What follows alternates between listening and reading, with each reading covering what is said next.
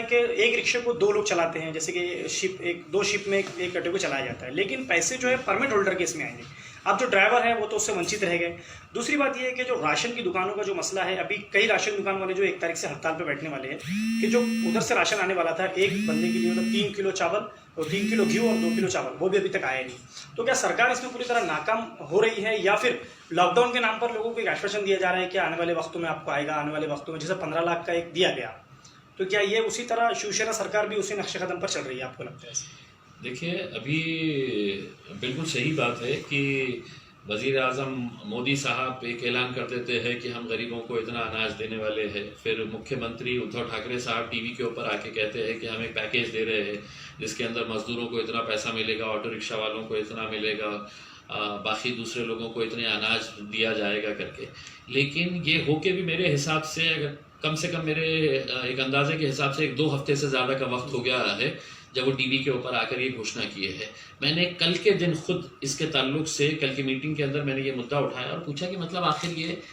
इसके बारे में क्या हुआ है, तो अभी इनका नोटिफिकेशन ही नहीं आया है। यानी कि सरकारी कामकाज किस तरह से चलता है कि एक मरतबा वज़ीर आज़म ने कह दिया है तो मेरे हिसाब से नोटिफिकेशन की ज़रूरत नहीं है। वो जिले का या रीजन का जो भी हेड होता है, चाहे वो डिविजनल कमिश्नर हो, कलेक्टर हो, उन्होंने उस बात को नोटिफिकेशन समझना चाहिए कि अब मुख्यमंत्री ने ऐलान कर दिया है, हमारे को इसकी तैयारी करना है। लेकिन अभी तक हमको ये बताया गया है कि ऑटो रिक्शा वालों को 1500 रुपये जो दिए जाने वाले हैं उसकी वेबसाइट ही नहीं अभी ये हुई है। ऑटो रिक्शा वालों को आपने बोले हैं कि ऑनलाइन आपको देने का है, तो कहाँ पे देने का है? जब उसका है तो ऑनलाइन डिटेल्स ही नहीं है, वो वेबसाइट ही नहीं खुल रही है, और कौन ऑटो रिक्शा के पास ये है। तो हमने अपने तौर के ऊपर अब ये तैयारी कर रहे हैं, हम जितने भी ऑटो रिक्शा वालों के कागजात हैं वो हम अपने ऑफिस के ऊपर बुलाएंगे ऑटो रिक्शा वालों को, और एक हेल्प डेस्क के तौर के ऊपर यहाँ से ही हम उनको करेंगे ताकि कम से कम उनको इस काम के अंदर आसानी हो। उनको पैसा कब मिलेगा भी या नहीं मिलेगा, इसकी कोई जानकारी अभी नहीं है, किसी के पास भी नहीं है। अच्छा साहब, अभी जैसे कि आने वाले वक्तों में 1 तारीख तक का जो घोषणा की गई थी, उसके बाद अगर लॉकडाउन कंटिन्यू होता है, जबकि औरंगाबाद में पेशेंट की तादाद कम हो गई, लेकिन हमने जब सर्वे किया घाटी का, देखा कि जितनी डेथ हो रही है उसमें प्रॉपर औरंगाबाद के कम लोग हैं, जैसे नांदेड़, उस्मानाबाद, लातूर, बाहर के ज्यादा। देखिए साहब, हमको औरंगाबाद के तमाम राजनीतिक पार्टी के नेताओं को ये तय करना पड़ेगा, अब किसी भी दूसरे जिले के अगर कोई पेशेंट यहाँ पर आता है तो हमने उनको कबूल करना है क्या? क्योंकि बीड़ के अंदर मुंडे परिवार, चाहे वो पंकजा मुंडे हो या धनंजय मुंडे हो, इतने सालों से राजनीति वहां पे कर रहे हैं। जयदा क्षीरसागर इतने बड़े मंत्री के ओहदे के ऊपर है उसमें, लेकिन अच्छे हॉस्पिटल्स नहीं बना सके हैं।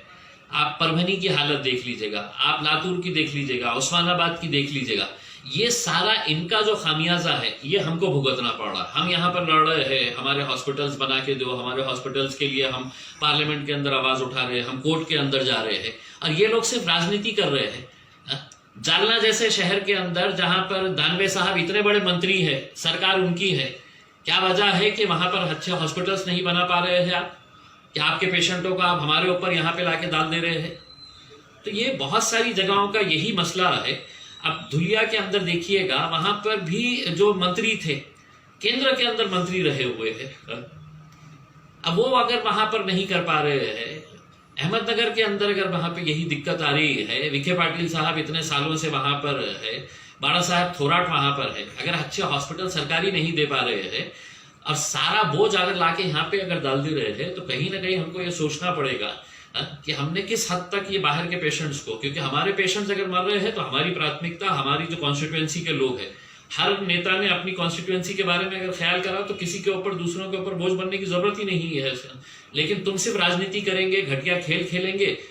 और जब तुम्हारे पेशेंट्स मरने के ऊपर आ गए तो आइए औरंगाबाद के अंदर है तो इनको भर्ती करा दिया जाए। सब अभी जैसे कि हमने देखा है कि आने वाले वक्तों में अब जितना बर्दाश्त करना था जनता बर्दाश्त कर चुकी, हर तरफ से जहाँ हम रिपोर्ट लेने जा रहे हैं, ग्राउंड लेवल पर पता चल रहा है कि लोग बहुत परेशान हैं। अब 1 तारीख से फिर अगर ये आगे बढ़ता है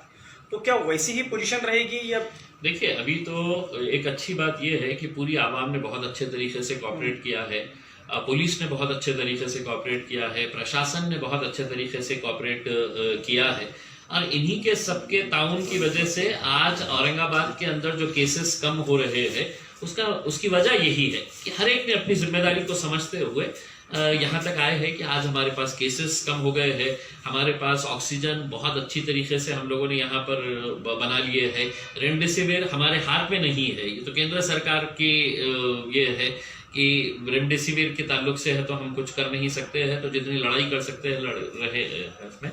अब यही है कि 1 तारीख के बाद हम भी चाहेंगे कि सरकार इस बारे में और कुछ रियायत दे। देखिए, छोटे छोटे कारोबारी जो लोग रहते हैं उनकी रोजी रोटी है तो इसी 1 महीने के अंदर वो होती है। अब टेलर की दुकान ले लीजिएगा,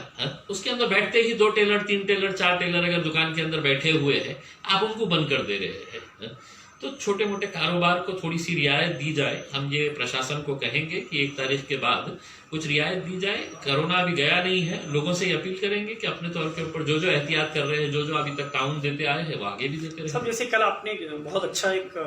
मुद्दा उठाया कि जो जैसे आपने इंजेक्शन का नाम लिया, सर होते ही पुलिस हरकत में आई और 6 लोग आज जो है अरेस्ट हुए, 8 लोग अरेस्ट हुए सर। तो उसमें आने वाले वक्तों में हो सकता है औरंगाबाद को इसका बहुत बड़ा फायदा हो सकता है, जैसे कि जो कालाबाजारी इंजेक्शन की चल रही है, तो कहीं ना कहीं ऐसा मुझे अफसोस है कि ये लोग पहले पुलिस के हाथ में चढ़े। अगर ये हमारे हाथ में चढ़ते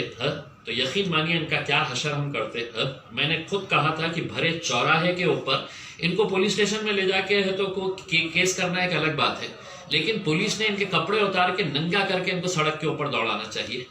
ये जो लोग पकड़े गए हैं, कि ऐसे वक्त के अंदर कि जब लोग मर रहे हैं और तुम है तो 2 पैसा कमाने के लिए सोचो, अगर तुम्हारे घर में अगर ऐसा मरने के कगार के ऊपर आ गया तो तुम्हारे को अगर कोई ऐसे पैसों के अंदर बेच रहा है तो तुम्हारी क्या हालत रहेगी करके। ये समाज के अंदर ये जो है ये एक नासूर है।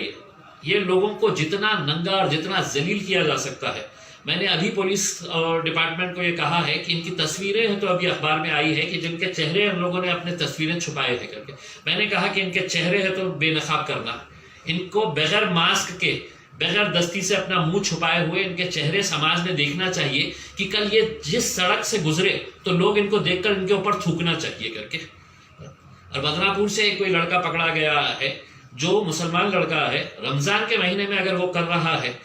तो उसके घर के सामने लोगों ने जाके है तो सिर्फ थूकना चाहिए अगर वो इस तरह के कारोबार को अगर आज इस मुबारक महीने के अंदर ऐसी हरकतें अगर कर रहा है तो। Thank you.